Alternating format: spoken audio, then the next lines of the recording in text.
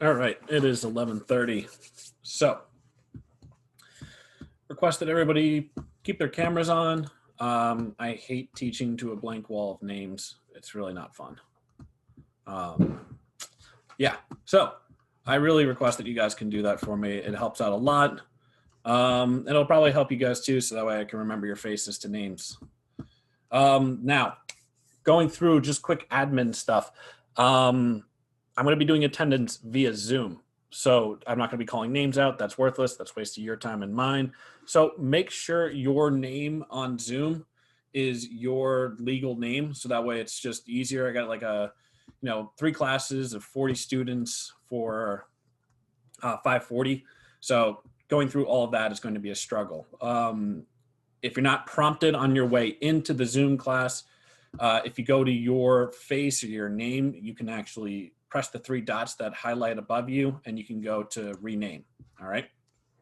Now, if there's something that you want to be called different from your legal name, just put in parentheses. I'll be able to sort that out. All right. So that way I can do that via Excel, but just make sure you have your full legal name in there somewhere. Again, just put in parentheses if you want to be called something different. Otherwise, I'll just go with your first name. All right. So welcome to Engineering 540. All right. Make sure you guys arrive on time. Everybody didn't struggle to get in with their Zoom link, right? Everyone was pretty good, or was anybody prompted with a password? Yeah, I was on my phone. I was, and then I just moved it towards here. But do you know the password or? So I'll post the password. I'll resubmit that page so that way you guys will be able to have that because you're not the first group to have that problem.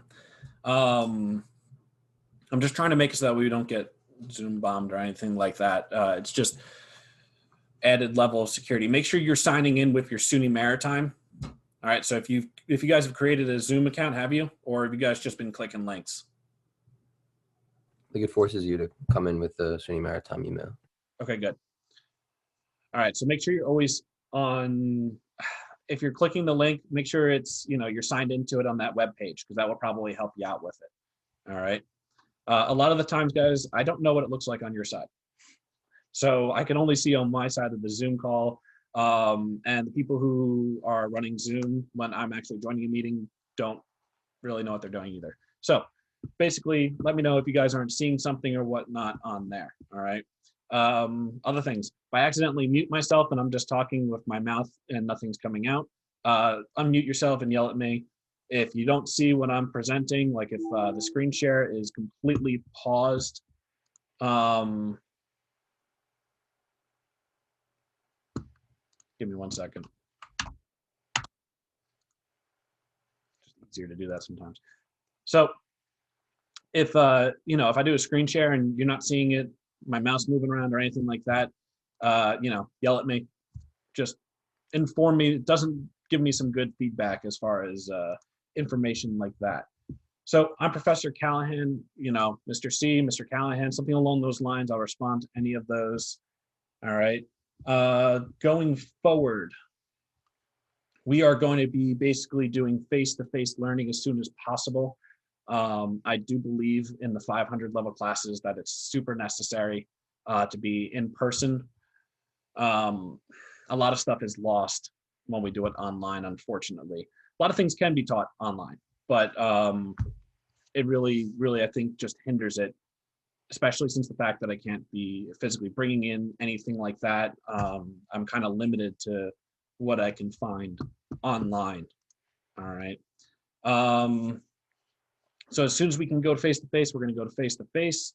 We'll go over on the first day any sort of COVID policies and stuff and how much I'm going to be very crazy about that. So, but from now, you get to see my full face. All right. Now, let's see.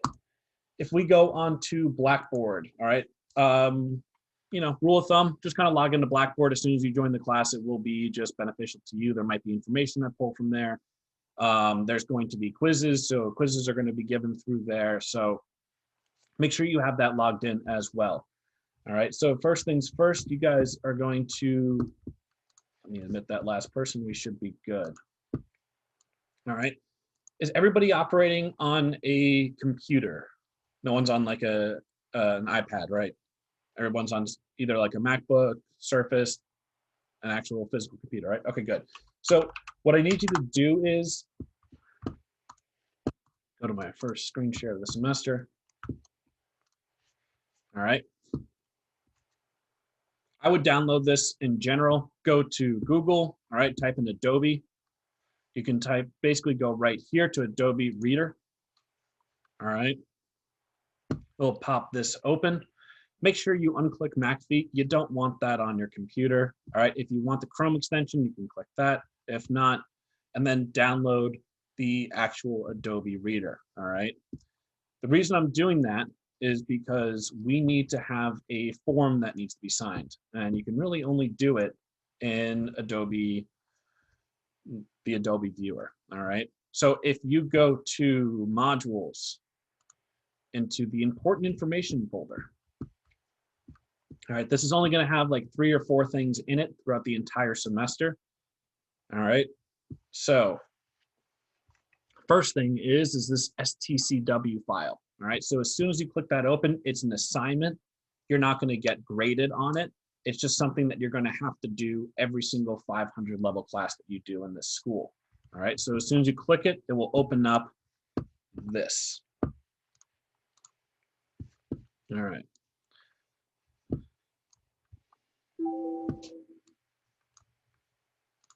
There's. All right, so it'll pop this open. And the reason why I want you guys to download Adobe, one, it's just the easier way to view PDFs, all right, than anything that is done online or any of those PDF viewers. I'm getting panic emails probably.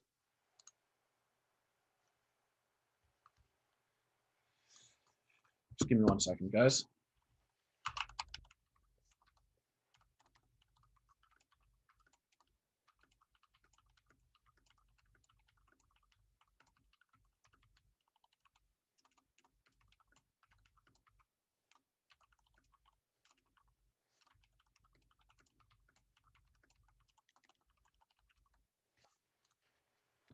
Okay.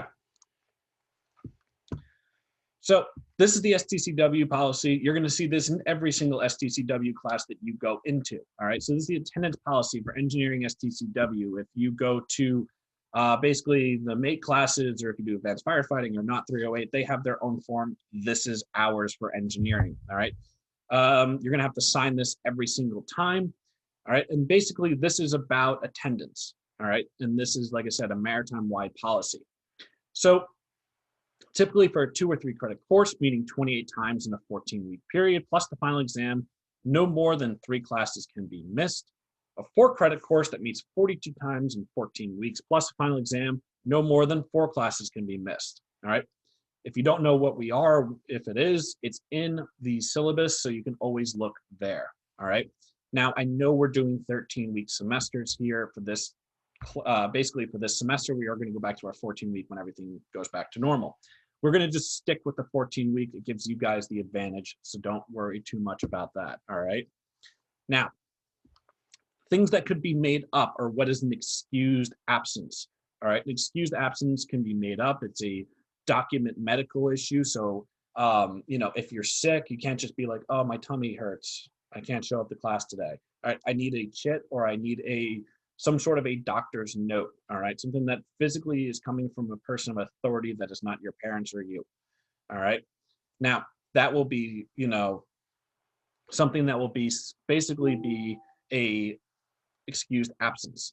Now, a school-sponsored event. So when sponsored events start up again, so say if you have something with a club like the Propeller Club likes to do a lot of those events, or anything like that, or you know, if you're athletic, that you're going to a sailing meet, or if you're going to a football or what have you, you're not going as a participant.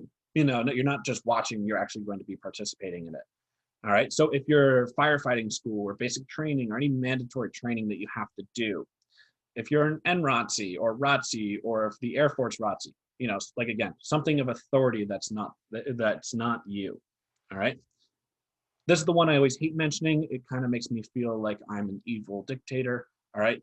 Funerals, family illnesses, some unexpected life problems. If you're at a funeral, it's a family funeral. I hate having to require this, but grab something from the funeral that is actually showing that, that a funeral was taking place that day. All right. I'm Catholic, so I know for Catholic sakes in my family, we have those little cards that would suffice that shows the date of the funeral.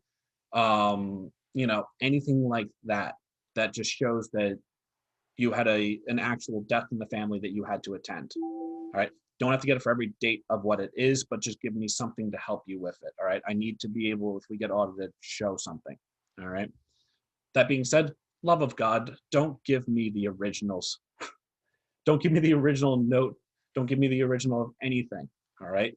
Always make a copy, keep the original for yourself, and email me. Okay. So that goes for anything, NROTC stuff, anything like that. Because at the time comes that I'm going to be doing attendance, and at the end of the semester, you're getting an F.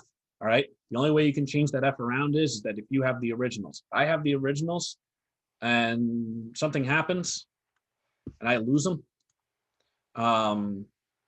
That really is not good for you. All right. I'll try not to lose them, but don't give me the originals. All right. Now, other absences that are not excusable: car problems, travel difficulties, oversleeping, being hungover, arriving class out of uniform, not possessing the proper PPE for lab class, not being prepared for the classes, the instructor's discretion. If I kick you out, that's an absence. Arriving late to class will be counted as an unexcused absence. All right. And this is the moment where I made this a signable thing. You can click right in there. All right. Type your name in. If you go on up over here, there's a highlighted text, and then you click right here. You could sign the document. All right. Click and drag it right over there. All right. Make sure you save it. If you don't save it, then it doesn't make it signable. All right. You just give me back a document that I gave you guys. All right. Any questions about that? Hi, Professor. So, I printed it out and scanned it. Is that okay, or do you want me to do it again and do Adobe? You can print it out and scan it. I just did it that way. So if anybody wanted to, if anybody doesn't have a scanner, because I know a lot of people don't have printers and scanners anymore. So either way is fine. All right. I pretty much collect these in person when we would have class normally. All right. So, all right. Any other questions on that? Professor, if I was to print it and scan it, should I like email it to you or? Nope. It just go right into the assignment. So if you open up the module, so if you go into here, I'll show the screen. All right, let's flip this into student view. All right, so if you go into your modules, all right, important information, click right on that link. All right, you can see it says browse my computer to submit it. So basically just submit the file, it will show up, and that way I can see if anybody has missed it. All right, it's way easier than clogging up the email. Okay, thank you. All right. Now, the other thing, if you look into your modules, all right, into the important information, there's the syllabus, there's the remote learning document, and there's the 540 book. All right, so the syllabus, let's go over that first. You guys can still see the syllabus, right? Yes? Yes. Okay, cool.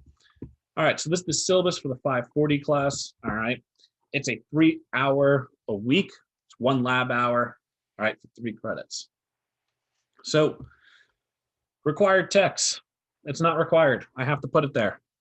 I haven't found anything better. I haven't written something better myself. I don't like this book.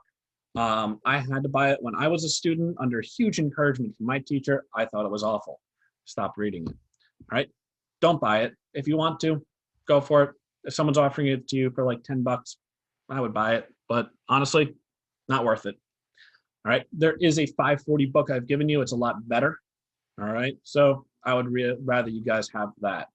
All right, it was written by a longtime old instructor that used to be here. Now, instructor information, that is me, that is my email. Don't email my student account. I don't look there. Office hours, by appointment only, all right? So they are offered Monday and Wednesday, 1:30 to 2:45. But I need you guys to, you can't just pop in. It's a waste of my time to just sit there with a Zoom link open. So if you plan on showing up, just give me an email. I'll pop right in. I'll be available. But it's not, I'm not just going to sit there. All right. So email me and I'll be there. You can even email me at that time period. You can email me right at like 2 o'clock and be like, can I show up for a Zoom email? I'll be working at that. I'll be at my desk. So, all right. And then or by special appointment. What's up? We're actually not on the syllabus. We're on the important information tab. Oh, you guys? Oh, thank you. Yeah. Again, like I said, it doesn't give me a lot of feedback as far as where we're at. You guys can see the syllabus? All right, good.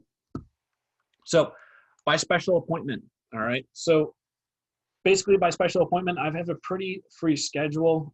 Just email me asking that if you can't make those times, being like, can we meet Tuesday at, 5 o'clock at night? I will probably say yes, right? But don't expect every Tuesday at 5 that I will be there. All right. So, just if you want that to be a time that you're going to meet with me, just email me weekly on that. I might have to say yes or no. All right. But these are the times that are guaranteed. It will always be a yes. Class meetings. All right. These are the class meeting times. I am moving the room. I don't like the Mac room 100. That's the multi-purpose room. So I'm trying to get that switched. When it does, you will see it on your self-service. All right. Class policies, no cell phones can be used in class or any test or quizzes for any reason. All right. Don't push me on that. Now, like I said, there's the STCW. You could see exactly what is happening here. If you don't show up to the amount of classes that you need to show up, it's an automatic F. I don't care if you have an A in the class. The Coast Guard doesn't care. It is an automatic F if you have no more than 3 absences. All right. Famous story I like to tell every year is that last January, I was taking my advanced firefighting class. Now, in that advanced firefighting class was the captain of the training ship, the chief engineer of the training ship, the electrician, myself. Also, and the big reason, is the man who teaches advanced firefighting at the Maritime. So here at Maritime, the guy who teaches advanced firefighting was sitting in the class learning advanced firefighting from someone else who teaches advanced firefighting. So we all have to do this. This is a Coast Guard thing that is just going to follow you for the rest of your life if you stay in this industry. Doesn't matter what you do. It doesn't matter more if you have more experience. You are physically have to be in that classroom. You physically have to be in that classroom. Okay? So this literally has to be enforced. Grading. Course grading. If you were here last semester, I'm getting a whole bunch of panic emails, I swear.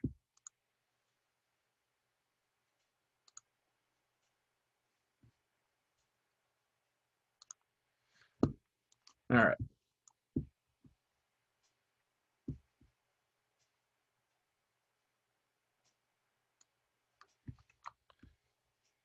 Give me 1 second, guys.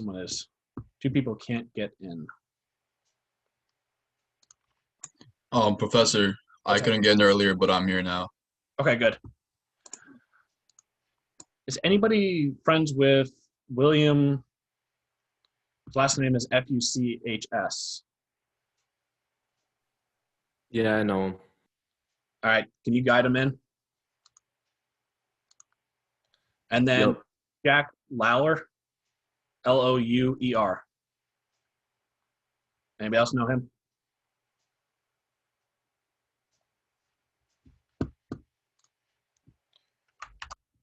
If anybody does, please guide them in.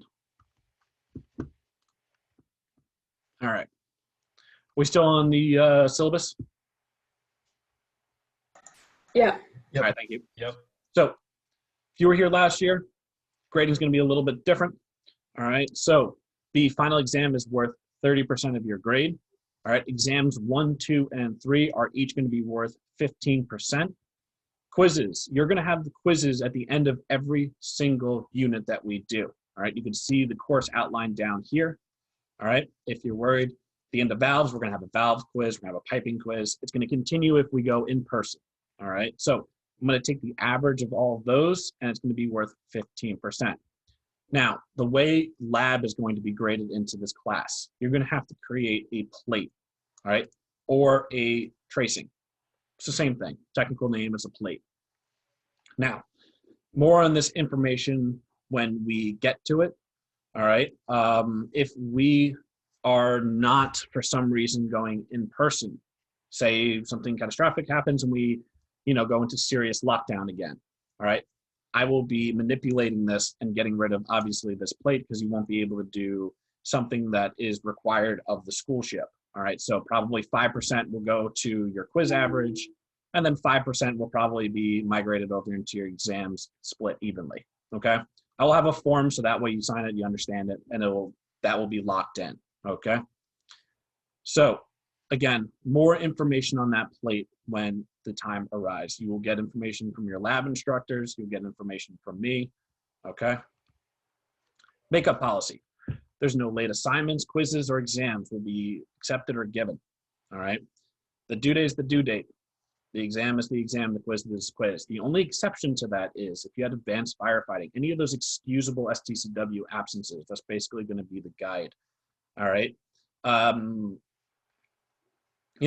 If you had a funeral, I'm not going to give you a 0 on top of that. Just make sure that you have something that helps improve that, all right? So that way you're all taken care of there. Anything that goes along the lines of, if you're NROTC, I will give you an exam. Just please help me help you, all right? Final grade assignments, all right? You can see where they're listed here, all right?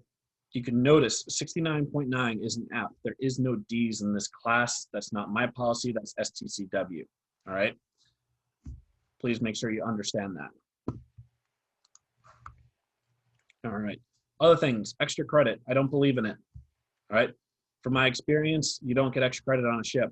C doesn't care that you tried extra hard, on the second attempt. All right. You can see our course outline right here, our 3 exams. Every single time we have an exam, I'll re-explain this, but really quickly, valves, piping, pumps, and pump operation, that's test number 1. Freshwater generation, refrigeration, and HVAC, that's test number 2. And electricity and hydraulics is test number 3. We will have steam plant, shipboard operations going right into the final, all right? So that way it's as close as possible for you guys going on to cruise. Accommodations. Dr. Anderson is the only one who could be, someone's calling in.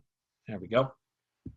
Dr. Anderson is the only one that is going to be giving me a form. If you claim you have extra time or extra whatever, any sort of disability, learning disability, she's the one who's giving me the form, all right?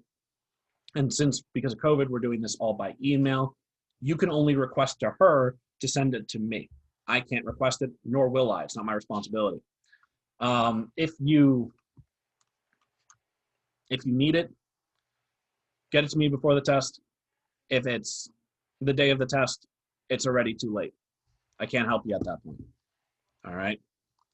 Academic integrity. I will be enforcing it. Don't push it. All right. Now, last things. This is the 540 book. Like I said, this is the scanned in book that I recommend to all of you. All right. It's a good piece of information. It just goes over everything. All right. Now let's see, close out the participants.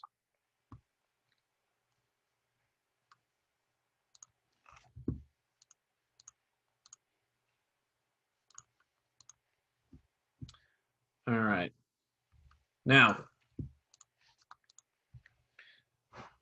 academic, any sort of learning disabilities, any sort of stuff like that.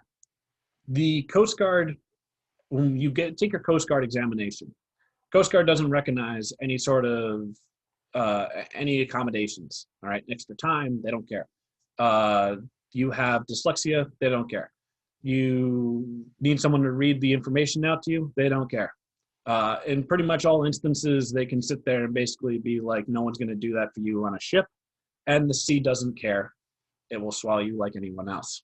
So I am not going to be denying. I will not deny anybody in this class extra time. But what I will say to you is that if you need it, use it. But start challenging yourself now to get the questions done. On any of the quizzes, like I said, the extra time will be built in. That's why I require it beforehand. Okay, so that way you guys I can have the system all ready for you to go. But when we go to in-person with tests and stuff like that, if you want to go to someone else to have the exam read to you or anything else like that, you're more than welcome to. I prefer you being in the classroom with me, because if you have any questions, the person helping you on the exam to read the exam or to give you extra time, they're not going to be able to help you. I'm going to be the only one to help you or answer any of the questions you may have on the test. So if you need the extra time, when we get into class, just give yourself give a hand raise, and I'll already have you marked as an extra time person. You're the more than willing. I don't have classes after each one of these classes, and if I do, it's another 5:40 class. So I'll just let you sit in on that class while you're finishing the exam. Okay?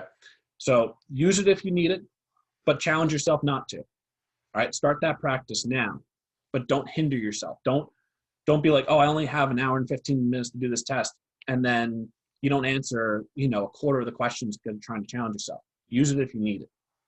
Okay? But challenge yourself to do it.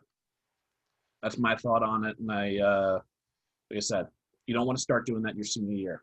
Just start doing that now. Okay? Any Mr. questions Callahan. on that? What's up, Cole? Mr. Callahan, I'm trying to get Will in, and he's doing all like the right steps, like going to the folder and everything, but it's just saying he needs a valid email. It's not letting him in. He's using a SUNY Maritime? Yeah, he's going on Blackboard, going to the folder. All right, let me do something. Give me 1 second. You might have to create an account because I didn't have one for Zoom for my SUNY Maritime email. Oh, then he should definitely do that. Because you could still get to the link and stuff, but if it says that, then he needs to like go to the Zoom website and then. I had the same read it. issue. I would tell him to do that then. But I will edit it so that he can join. I'm trying to keep it so that way it's just us in here, not. All right. Nope, I can't unclick it, so he has to create it.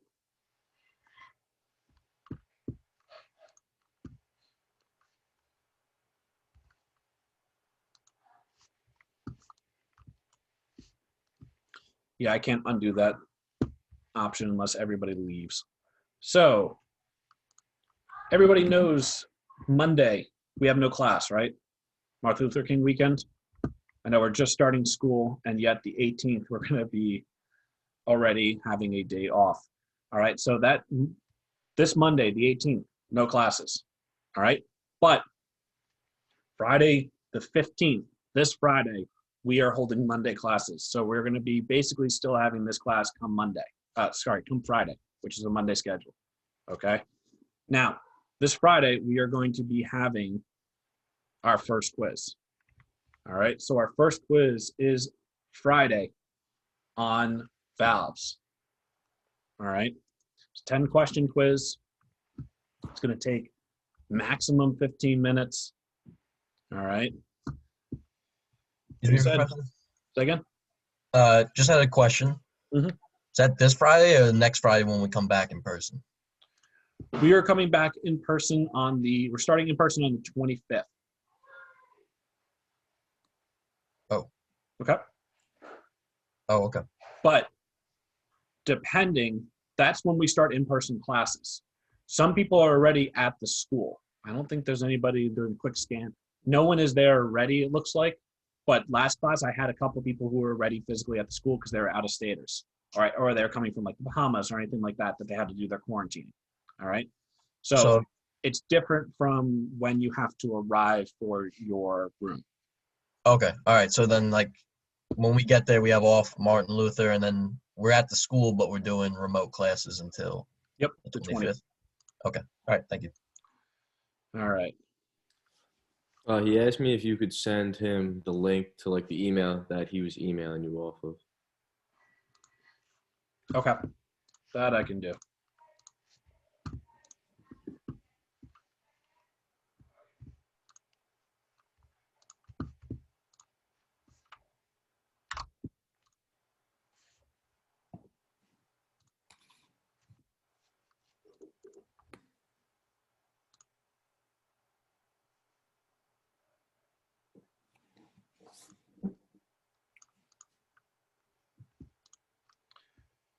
My Zoom's not working. Let me try this.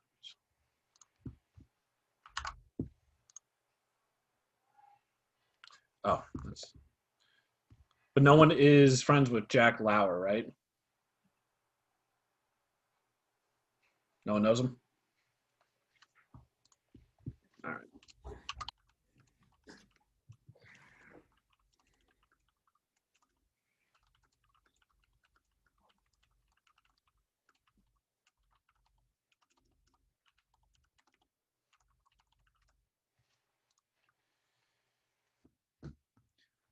Okay.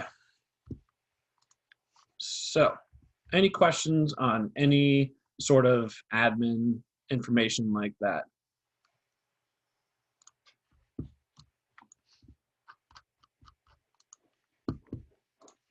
All right. Last thing is I know internet is spotty for some people.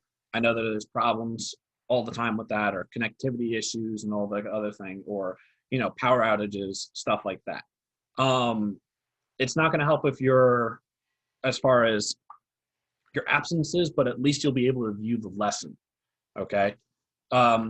If you and whoever is on the phone right now, they emailed me stating their name and giving me their phone number. Okay. That was the best response, right? If you can't get into Zoom, if you have an internet outage or anything like that, do that. All right. So at least you are physically, they are physically in the classroom. All right. At this point. So they called in. Okay. So that would not count against them with their, any sort of absences, but you have to email me saying your phone number. Otherwise, I don't know who you are. All right. Now, they're obviously only able to see, they're not able to see anything, only able to hear what's going on. I'm going to be posting, I'm recording all of these Zooms, all right, and I'm going to be posting it to a YouTube account. All right. So that way you can view it or anything like that. So if you do have anything that is a problem, or if you mishear me because of, any sort of spottiness or glitches or what have you, the full real recording will go on to YouTube, and I'll be posting that to Blackboard. Okay. Now, all of the PowerPoints, when the class hits the end of the actual PowerPoint, oh shoot, I didn't want to do that. When the class hits the end of the PowerPoint, there we go, I will be posting the PowerPoint to Blackboard where it's labeled PowerPoint. All right. I don't believe in holding any information back from you guys, and it's going to help you the most. All right. Now, that being said, it's 12:03. We have 45 minutes, I believe. No, we don't. Yes, we do. We have 45 minutes still left of class. Let's begin. All right. So first lesson is valves.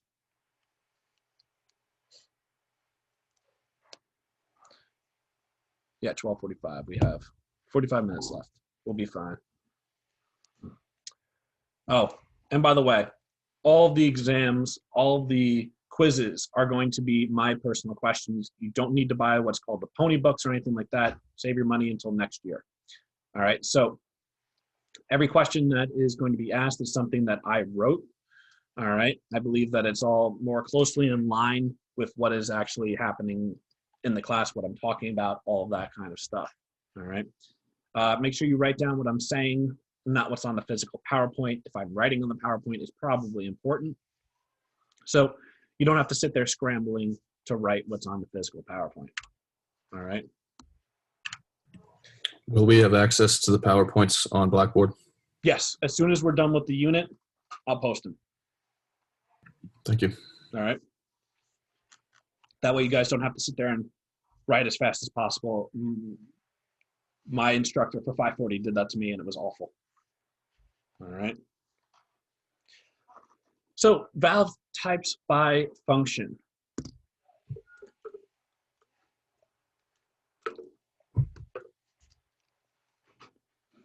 These are not really the names of valves, so it's not the actual nomenclature of what the valve physically is, but this is what they are doing. So what they physically do in the system, their function, all right?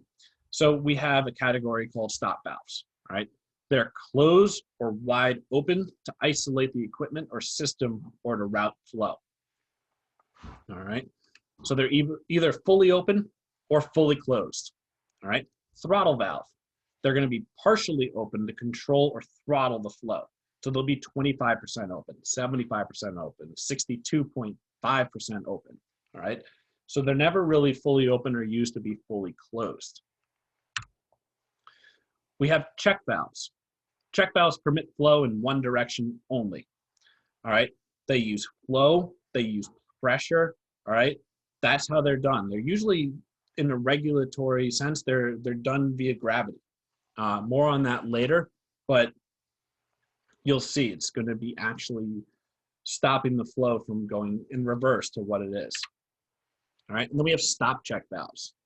Those act as a stop valve when closed and a check valve when fully open, maybe to use the throttle to control the flow. Mr. Callahan, What's going on? these valves, are they like operated differently? Like, will we have to like learn their operation like manually, remote, or are they pretty much all the same? So every single valve pretty much out there, they do have difference. So a check valve, all right, is, we'll show this later on in the actual class today, but a check valve you can't control, all right? So you physically, there is no hand wheel to turn, all right? It's in the system and there's no outside control. It's either gonna open because of pressure or flow, or it's not, all right? But throttle valves, they stop valves, stop check valves. So I'll star these. These can be done remotely, or they can be done right there, or they can be all automated, okay? We'll talk about that as the actual for automation is next class. But these valves can all be done manually. They can be done via remote of a motor or things like that, all right? Okay, perfect. Thank you. So regulating valves, they're automatically controlled, all right?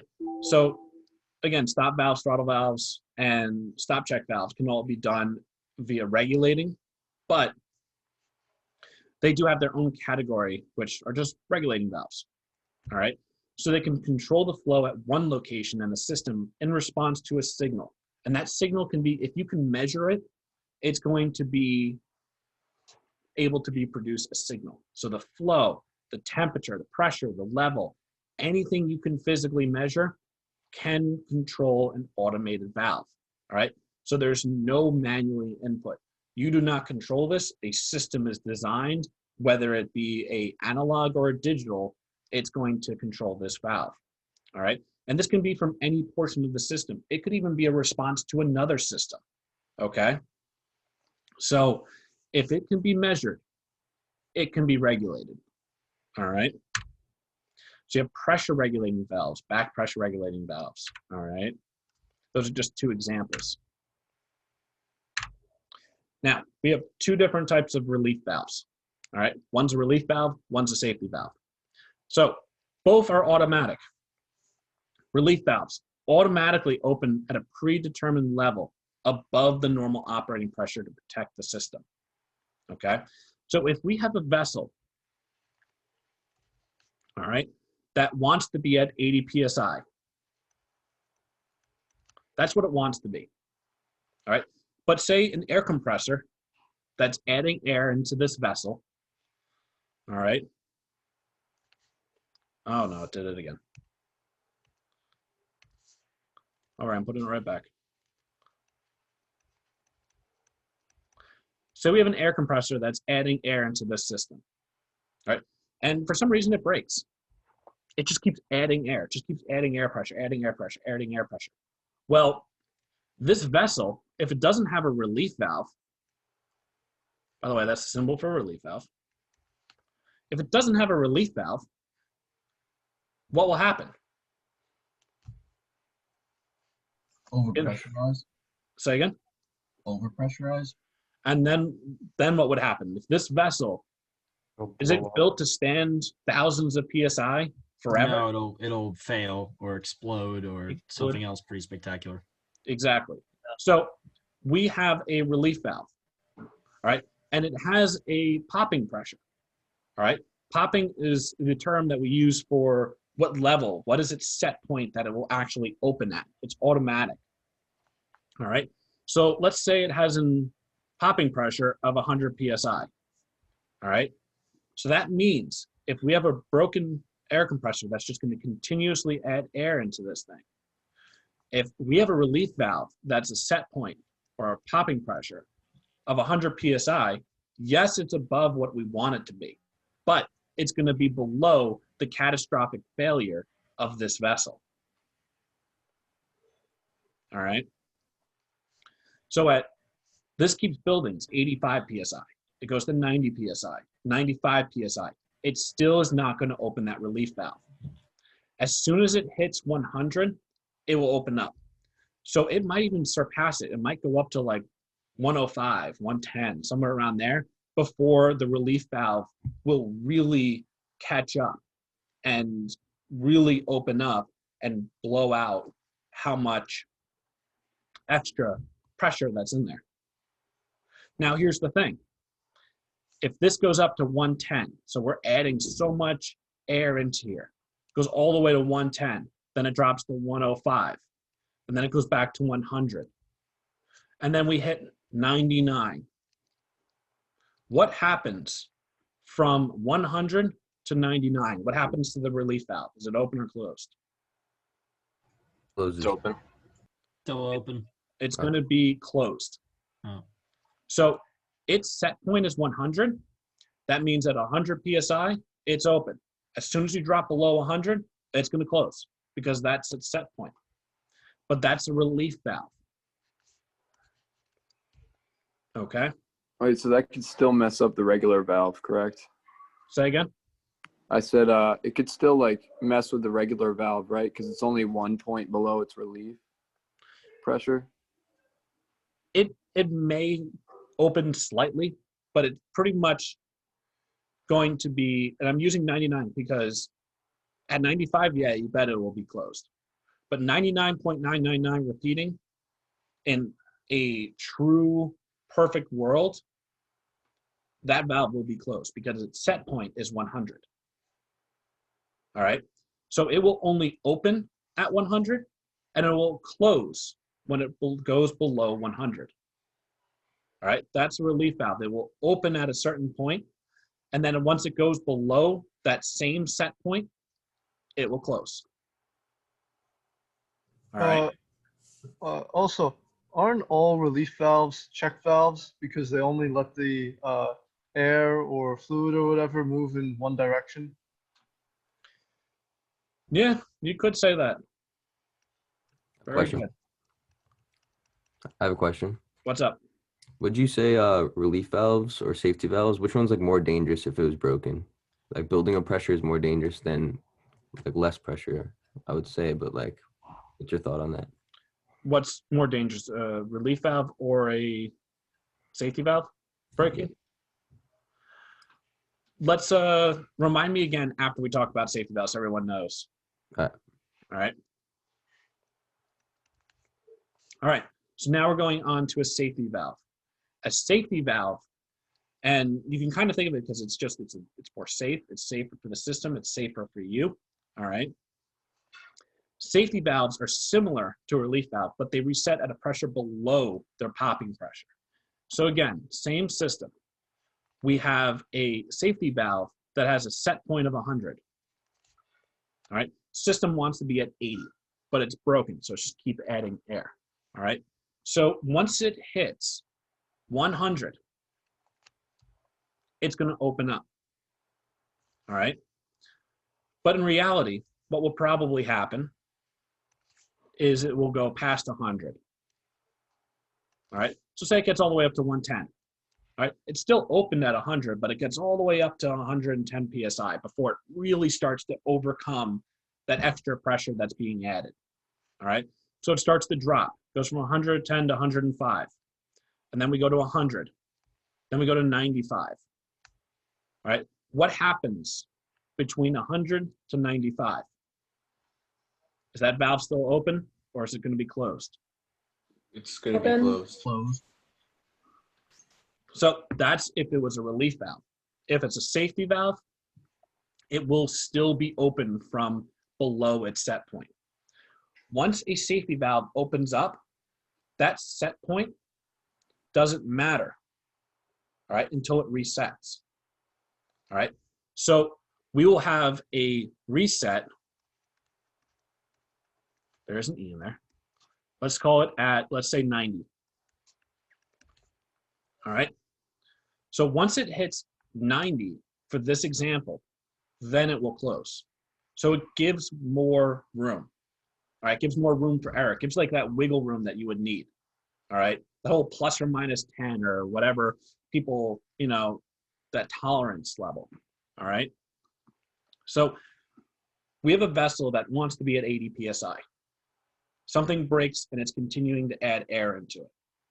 All right, it gets all the way to 110. Yes, at 100 it will open up, but it probably won't overcome it until a little bit. So it gets all the way up to 110 psi. Then it drops it to 105 because the valve opened up. All right, then it goes down to 100. All right, remember the set point was 100 on the valve opening. When it gets down to 95, it's still open because what we want it to be at is at 80. So what we're trying to do is just get that little bit of extra room. All right, so then it goes down to 90. And once it hits 90, then it will close because it will give that extra room. All right, that's the difference between a relief valve and a safety valve. A relief valve will open and close at the same pressure, whereas a safety valve will always close below its popping pressure. All right. Mr. Callahan, What's up? does the safety valve also have its own like predetermined level as the relief valve would? Yes, so it will have its own predetermined level of where it will pop open. And it will be different for every single piece of equipment. All right. You may even run into spots where its reset pressure could be down to 70 and not 90. I just pulled these numbers out of thin air. Right. Okay. So it could be even 70 because this might be some super sensitive equipment where we don't want it to get out of this 80 region. So it may not even be a set point of 100. It may be 85 at a high and drop it way down to 70. All right, because our maximum is our scary number. We don't want it to go above. Okay. Right. Thank you. Mr. Callahan, just a quick question. Yep. So on the safety valve, a reset pressure, it's going to continue. Like if it goes back up again, like we're saying in this instance, the compressor's broken and it just keeps feeding air. Is it going to continue to go back down, let's say 70? Or every time is it going to drop down more? Is it going to go back to that reset pressure, that safety pressure of 70? So let's stay with the numbers that we have here, 85 and 70. Okay. Say we have a broken air compressor, so it just keeps going, like with the example we're going with. If it gets above 85, it will blow open. All right. And until it gets to 70, will it reset and close? Now, the air compressor is still broken. No one noticed. All right. We haven't done a round in the engine room yet. All right. So now the air compressor is building up pressure again, and it gets to 70. It's 70, 71, 72, 73. It's not going to open yet. It's only going to open at that set pressure. All right, until it gets above 85, will it actually start to open again. So that popping pressure, that set pressure will always be when it opens. That reset will always be when it's closed, no matter how many times it cycles. Okay? All right, cool. Does this make sense, guys? Because these are the two that really tend to confuse a lot of people. All right. Just remember that the good way to think about it is that it's a safety valve. It's going to be more safe. All right. It has more complications to it, so it's going to have more levels of protection. Okay. Relief valve is going to relief. All right. Now let's talk about some valves itself. We got gate valves. So this is an actual name of a valve itself. It's not a type or a function or anything like that. It will be described by its function, but it's a physical valve. If you were to type gate valve into Google, you would get a type A valve, all right? And this would always what it will appear, all right? So its function is a stop valve. It can only be open or it can only be closed, all right? We have a couple of things in here. We have a seat, a disc, a stem, a hand wheel, all right? The seat is this area in here. I'm tracing it out in red. It goes all the way around. All right. It's in what's called the body. All right. And it's where the disc, which is this portion right here, I circled it, is going to make contact. All right. The disc is going to make contact with the seat, and that's where it's going to be sealing. All right. It's a metal to metal contact. All right. So there's our body. We have a bonnet, a yoke, and our packing gland. Our hand wheel, it's the hand wheel. It's where you put your hands on it, turn it left or right, open or close it. All right. Self-explanatory there. Now, less self-explanatory, the yoke. The yoke is pretty much what physically is where the hand wheel is making contact with. All right. In this instance, the yoke is what's contacting the hand wheel, and the hand wheel is going to stick to the yoke. The stem will rise out of it. More on that later in the class. All right. We have the physical stem. The stem is what makes contact between the hand wheel and our disc. It's what's going to raise or lower the actual disc. We have the packing gland. The packing gland is what keeps the fluid inside the valve and atmosphere out here. All right. It's like gasket material. It's basically, like I said, it just stops the fluid from escaping between the body and the disc and everything inside. All right. And then we have the bonnet, which is the area where the disc is and it's held. All right. So the disc travel is either greater or equal to the diameter of the disc. All right. That's because if it needs to be fully open, that disc needs to fully move. So it needs to move out of the way. So if we have a 12-inch gate valve, well, that gate needs to move 12 inches before it's fully open. All right. When it's open all the way, it has little resistance to flow because, as you can see, this area right here is the same diameter as the pipe for the most part. It's pretty damn close. All right. So there is no resistance to flow. Now, if we put this gate and it's down there, that what I just drew in red is the new location of the gate valve. Why would we not want a gate valve to look like that? Why would we not want it to throttle, which is what it's doing right there? It's like 75%, 70% open. Because it's a stop valve? Yes, because of the name, but what would physically, there's always a reason in It would engineering impede why. Restricting the flow. Would Heat the flow, damage yeah. the valve. Yeah. All right, so it's restricting the flow. But if we want it to operate as a throttle valve, we want it to restrict the flow. But why physically would we not want it to? Not just because some textbook out there tells us, no, it's wrong, but why is the reason we don't want that? Maybe Not they're a lot of damage the force on valve. the valve. it can cause unnecessary strain. Unnecessary strain, damage. Frank, you were trying to speak at one point. There's seals inside of it when it's fully closed and fully opened, and they could be damaged if it's not fully sealed or fully open, right? So the gate valve doesn't have seals in it. There's other valves that will. It will be metal-to-metal contact. Okay? But you're on the right path. Anybody else have an opinion on it? Wouldn't it screw up the seat? It's not going to screw up the seat because the seat's always going to be there no matter if it's fully open or if it's throttled. What it will do is damage your disc. All right? It doesn't matter what material is flowing through here. It could be water. It could be salt water. It could be a sandblasted slurry if you're dredging. It could be just pure air.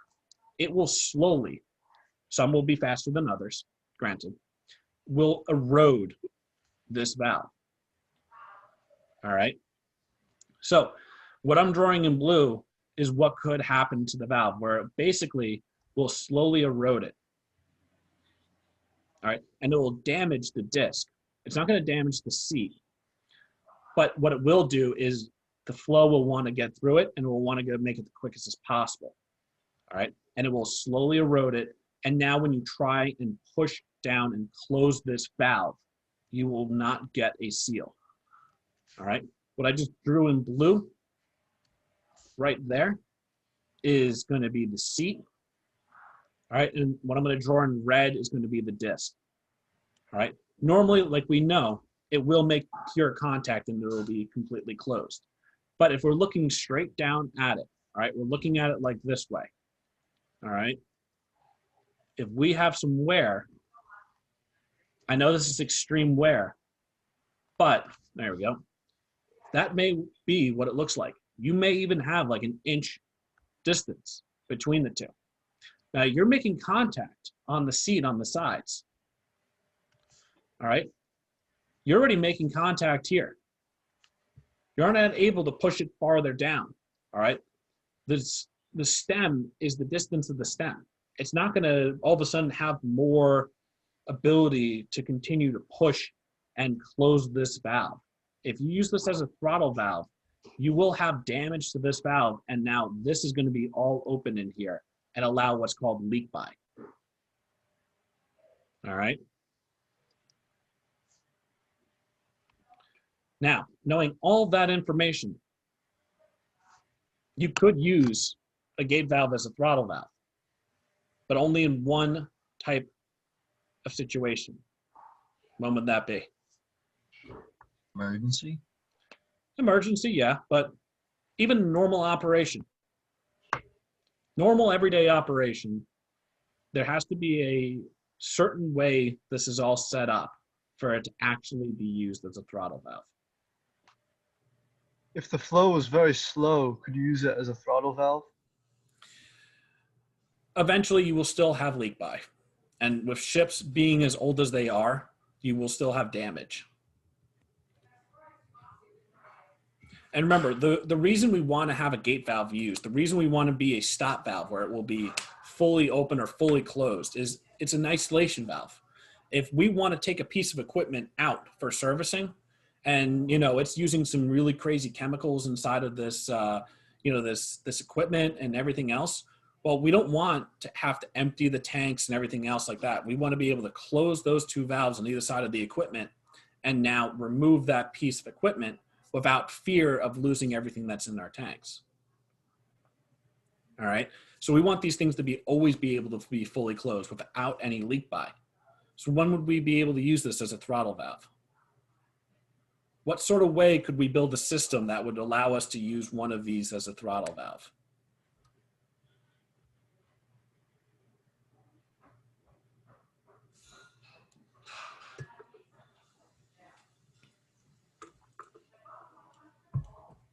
Would it have to be spring assisted instead of having threads on the wheel to open it and close it? So it would be like a spring right here that would give right. Yeah. So it would primarily its main position would be closed, and then you would counteract the spring to open it. Okay. You would see that more in automation or something like that. But what you would have if you wanted to use a gate valve, and there is instances on the TSES of a gate valve being used as a throttle valve. And the only way we can do that is if you have two of them in series with each other. All right. So this square rectangle is another gate valve because I don't have the room to draw it. So one of these will have to be labeled as an isolation. And the other one is going to be labeled as a throttle. Okay, so the isolation valve will always be fully open or fully closed. And now our throttle valve, it doesn't matter if we have leak by, because the rest of the system is going to be protected by our isolation valve, which will never have any damage done to it because it will be always fully open or fully closed. And we'd still be able to throttle because it doesn't matter what happens to that throttle valve because we have that isolation valve right next to it. That is the only time you'll be able to use a gate valve as a throttle valve. All right. Moving on to ball valves. All right. Ball valves are basically pretty simple in their operation. They don't have as many parts. All right. They're, again, a stop valve, fully open or fully closed. They don't really like to have that wear. All right. Now we have a stem, handle, we have our packing gland right in there, and we have our body. All right. They're suitable for high pressure liquid systems. So saltwater valve on a submarine is an example of that. All right. And the way they operate is they have this ball in here. So it's basically a full ball that's going to be moving. All right. They're hollow in the middle. All right. So they do have a full circle that allows flow through it. All right. They open and close with a 90-degree rotation of their handle. All right. And the handle is going to be in the same orientation as the direction of flow. So if it's this way, it's blocking the flow. All right. If it's that way, then it's open. It's flowing with it. Okay. So that's the easy way to tell if these things are open or closed. Okay. So if you look at the animation, you could see that basically it's opening up over here. At the end of class, I will show a couple extra pictures and everything else along those lines with this. All right, when it's fully open, it doesn't restrict flow. All right, the diameter here is pretty much the diameter of the pipe. All right, next we have our butterfly valve. All right, they're a stop valve, or they can be used for throttling. All right, this is the first time that we're sitting here and we actually have a gasket. All right, so this black material here actually physically has a gasket. There's our seat, we have our disc, our body, our handle, and our stem. Again, the direction of the handle is going to be and show the flow. All right, so you can see this is the open position, and that's the closed position. The other thing to note is these orange pieces, these orange tabs are the gasket. All right, and if I draw a straight line down this way, a straight line right there, you can see they're offset of each other. All right, so that means that the force being applied this direction and in this direction, those are my force arrows, that's going to be making our seal from this metal disc to that gasket. All right, looking at it over here, we can see this orange piece. That's the gasket we can see. We're looking in this direction. All right, you can see that orange gasket is this gasket right there. Yeah. All right, and as you open it up, ooh, sorry about that. As we open it up, you can see it reveals the other gasket, and that's how it makes it seal. It will have a little bit of restriction to flow just because of the nature. It's going to have a piece of metal in the middle of the pipe, but it's almost negligible. All right. Now, we have globe valves. Globe valves are what you would see in a faucet on the outside of your house. So a hose spigot is a globe valve, all right, because it can be used for throttling. They're very good at being they don't really have a lot of wear in the way they're built. Even if you have some sort of, if you're throttling with it for a long time, you know, everyone has a hose spigot on the outside of their house pretty much, right? And if you have to turn on a sprinkler, right? Well, you're not full blasted every time. You're going to throttle it, right? You're going to throttle the flow. But when you go and you're done for the end of the day using the sprinkler and you close that valve, it's going to stay closed. It doesn't have any leak by, or if it does, it's very, very minute and it's probably pretty old. All right. So that's the good thing about these globe valves, is the way they make contact. All right. So they still have their seats right here. They have their disc, they have their stem, their hand wheel.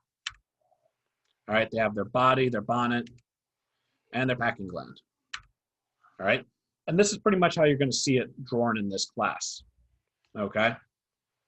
You can see here's the seats and here's the body of itself, the actual disc of it. All right. And you could tell it makes contact here. You can constantly keep putting a little bit more pressure down. All right. Unless there's physical damage on this area. If there's physical damage there, yes, then it will have leak by. But for the most part, if those aren't damaged, these things will pretty much stay and make a perfect seal almost every time, no matter how old they are. A lot of the times, old hose spigots will have a small gasket on the actual disc, and that's what makes the seal.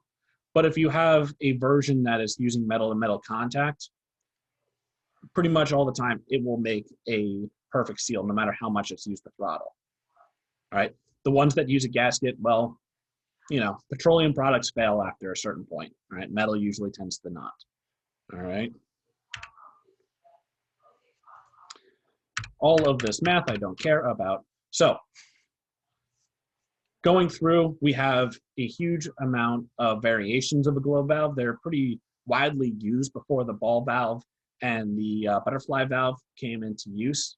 If you need something that's going to be now in full close or full open and also a throttle, globe valves have basically been replaced by butterfly. Same with ball valves have pretty much replaced the gate valve, okay? It's just an updated piece of equipment, but you're still going to see these things out there. They're very good, they're robust, easy to rebuild, all right? So you can see the different variations that we have, all right? Last couple of pieces, we have our swing check. All right, our swing check is basically how it sounds.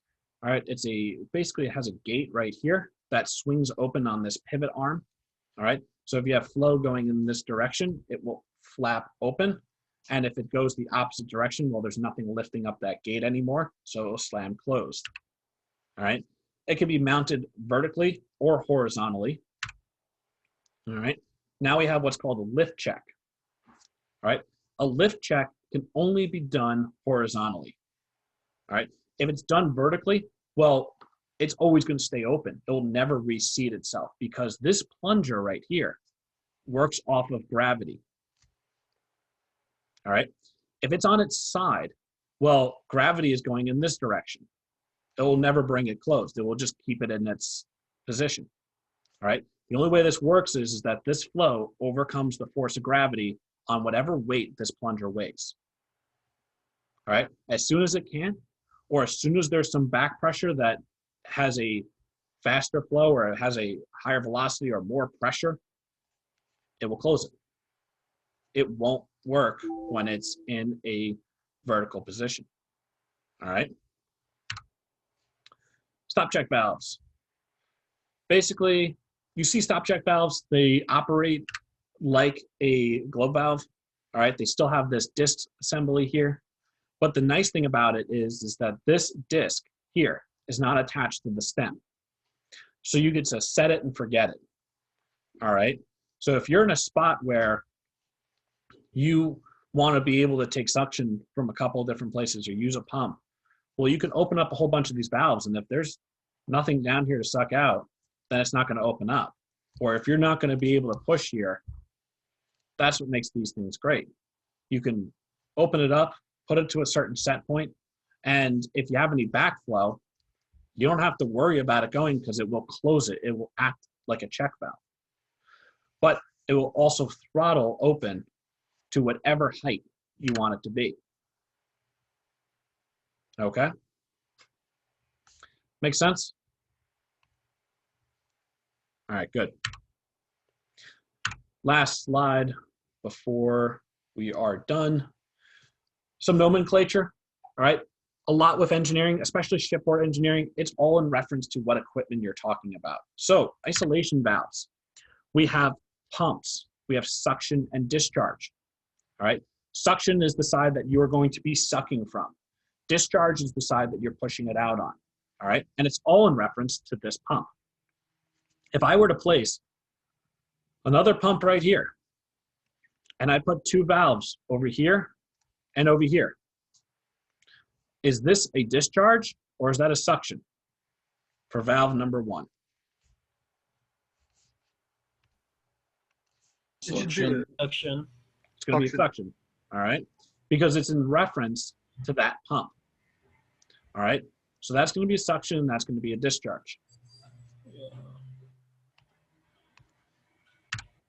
So another thing, heat exchangers, all right? So this is a abbreviation. It's a fuel oil heater, all right? So we have an inlet to the heater, and we have an outlet to the heater because it's not sucking or discharging anything, all right? It's the inlet to it. It's the outlet to it, all right? We have a meter. So this is just metering any of the fuel that we're using. This is the fuel system for the TSES's boilers, all right? So we have the inlet to the fuel meter, and we have the outlet to the fuel meter. All right, and then we have something called root valves. Each boiler has 4 burners, so you can see the 4 root valves that we have right there, and that's an isolation valve. All right, so all of these valves that are shown right now, the root valves minus the burner valve is an isolation valve. All right.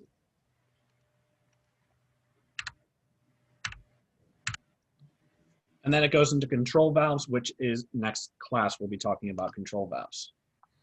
All right. Now let me pull open those. Let me pull open this slide real quick, because this is important to see. All right. So these are some photos of actual gate valves themselves. All right. Couple of things is that you can see, again, like I said, a 12-inch gate valve needs to move 12 inches before it's fully open. All right, if it's a ball valve, it's got to move just a 90-degree turn. You can go from fully open to fully closed in a matter of seconds. Where if you have a massive valve, I've been on ships where a valve was 6 feet in diameter. All right, and it was a gate valve. Granted, it was automated, but 6 feet is still 6 feet of travel. All right. So this is what you're more used to. If you guys have basements, you're all home still, go look at the equipment down in your basement. Go look in your garage, wherever your hot water heater is. I guarantee you, even if it's on demand, electric, oil, what have you, you have valves. And more than likely, if you're in an older home, you have a valve that looks like this. All right. This is normally what you would see as a gate valve. All right. Still have that hand wheel up here. You have that stem, everything like that. A lot of the times, if you have a newer home, you would have what's a ball valve. And you could take a look. And you could quickly identify all of these. All right, that's an open ball valve. That's closed. That's open. That's an open ball valve. You could see by the handle. All right, and you could see now why it actually is a ball valve. All right, because there's a ball in there. All right, looking through, you could see that hole. That's where everything flows through. All right, the makeup of it. Some of it will actually have little grommets on it that will make the seal. It won't be perfect metal to metal. All right. So there is other information out there I'm going to be posting. There's this great website called Science Direct. You guys can still see this, right? Science Direct page. Okay, good. So a lot of different things in here. Good information, good drawings if you're confused. All right. There's this other one. I do want to get these valves. I want to buy them for the school. Get the school to buy them for you guys, more likely. All right. These are gigantic versions of the valve. If you want to see them a little bit more up close. All right. You can see the swing check valve. Sorry, that's click the wrong one. There we go. This is a swing check valve. You can see. All right. There's the actual swing. All right. Now, again, reiterate, quiz on Friday. Make sure you get me academic any sort of accommodations that you may need before then, so that way I can create the proper things. 10 questions, shouldn't take any more than 10 to 15 minutes. All right. I will be releasing the PowerPoint come Wednesday. All right. So after the class is done. Let me see. Any other general questions before the class is over? But if you want to stick around for any questions, you may have. I'll see you guys on Wednesday. Quiz is this Friday? Thank you. Thank you. Yep. Quiz is this Friday. See you later, Professor. Have a good one, guys. Is the quiz going to be on Blackboard or over a Zoom time? It's going to be on Blackboard during class. Okay. Thank you, mate. Much appreciated. I'm not showing I have You just call me this mate. class on Friday. Oh, I apologize.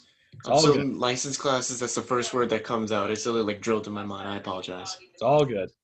Sir. Just engineer if you want to go with that. Or No. third. Are you a nav arc or something? Or electrical? Me? Yes. No. Marine ops? Marine ops, yes. Marine ops deck? Yeah. So yeah, since you're already this far, if you end up on a ship, it's all you can't go wrong with mate on the deck side, but usually a lot of people traditionally will call engineers their what their license is, what they're actually, so it's like third, second, first. So okay, you got that. All right. I know everyone else goes by mate on the deck side, but that's Yeah. the way the engineers do it. My apologies. All Thank right. you, Mr. Callahan. Have a good one. Same to you. All right, who else has questions? So I don't have I'm not showing that